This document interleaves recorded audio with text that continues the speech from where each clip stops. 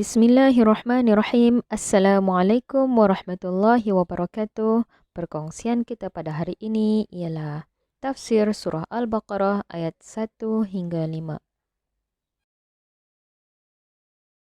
Surah Al-Baqarah ayat 1 hingga 5. Bismillahirrahmanirrahim. Alif Lam Mim. Dzalikal kitabu la raiba fihi hudan lil muttaqin. الذين يؤمنون بالغيب ويقيمون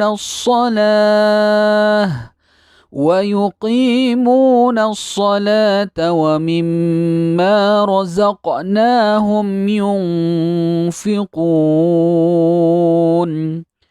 والذين يؤمنون بما أنزل إليك وما أنزل من قبلك وبالآخرة هم يوقنون أولئك على هدى من ربهم وأولئك هم المفلحون.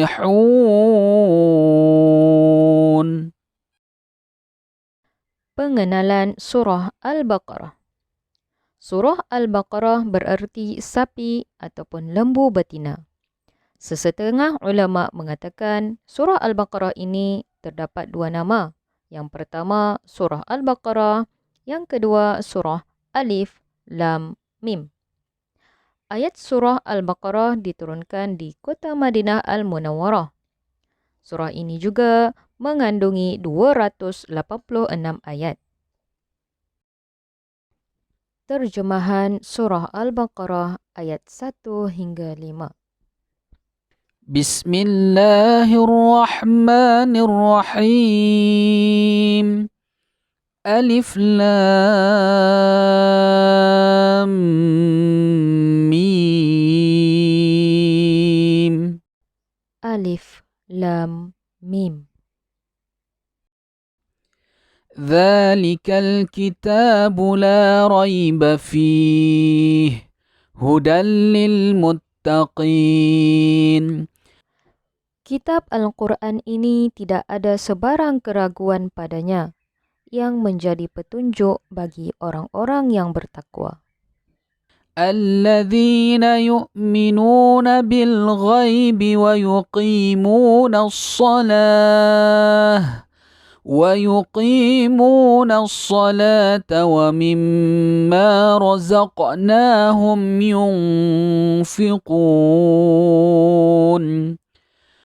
Yaitu orang-orang yang beriman kepada perkara-perkara yang gaib dan mendirikan, yakni mengerjakan solat, serta membelanjakan, yakni mendermakan sebahagian dari rezeki yang kami berikan kepada mereka.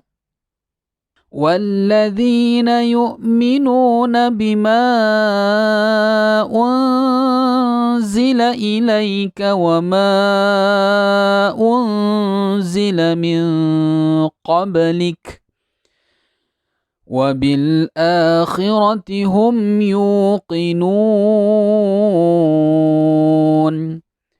Dan juga orang-orang yang beriman kepada kitab Al-Quran yang diturunkan kepadamu, yakni wahai Muhammad, dan kitab-kitab yang diturunkan dahulu daripadamu, serta mereka yakin, yakni adanya hari akhirat, yakni dengan sepenuh keyakinan.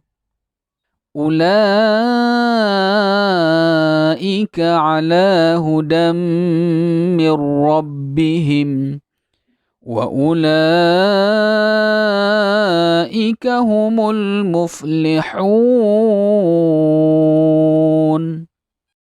Mereka itulah yang tetap mendapat petunjuk dari Tuhan mereka, dan merekalah orang-orang yang berjaya. Keterangan ringkas Surah Al-Baqarah ayat 1 hingga 5. Alif, Lam, Mim ialah huruf muqata'ah. Apakah yang dimaksudkan dengan muqata'ah? Muqata'ah ialah huruf yang dipotong-potong, yang kita tidak tahu apakah maksudnya. Nabi pula tidak memberitahu kepada para sahabat dan tidak ada riwayat yang mengatakan Nabi ada menjelaskan maksudnya. Jika Allah tidak memberitahu kepada kita apakah maknanya sesuatu itu, kita tidak akan tahu. Maknanya, kita hanya mengharapkan ilmu dari Allah tentang sesuatu ilmu itu. Jikalau Allah tidak mengizinkan kita tahu, maka kita tidak akan tahu. Al-Quran menjadi petunjuk bagi orang-orang yang ingin bertakwa. Mereka yang ingin melakukan kebaikan dengan mengharapkan keredaan Allah Subhanahu wa Ta'ala. Seperti mana yang kita pelajari dalam surah Al-Fatihah sebelum ini, yang mana dalam surah Al-Fatihah kita telah diajar untuk meminta hidayah daripada Allah Subhanahu wa Ta'ala. Dalam ayat Ihdinas siratal mustaqim, tunjukilah kami jalan yang lurus. Maka Allah menjawab dalam ayat ini bahawa Al-Quran inilah sebagai petunjuk dan hidayah bagi mereka. Jadi, jikalau kita hendak menjadi orang yang bertakwa, maka kita hendaklah jadikan Al-Quran ini sebagai pedoman hidup kita. Orang-orang yang bertakwa ialah orang yang percaya dengan sesuatu yang ghaib, sesuatu yang kita tidak dapat melihat dengan pandangan mata kasar kita. Apakah yang dimaksudkan dengan ghaib?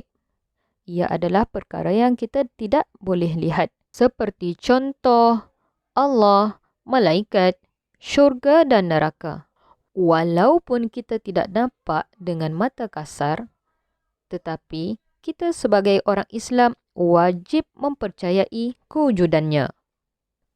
Orang yang bertakwa ialah orang yang mendirikan, iaitu mengerjakan solat dengan jasmani dan hati yang khusyuk. Orang-orang yang bertakwa juga ialah orang yang menginfakkan sebahagian hartanya untuk membantu orang-orang yang miskin dan orang-orang yang memerlukan.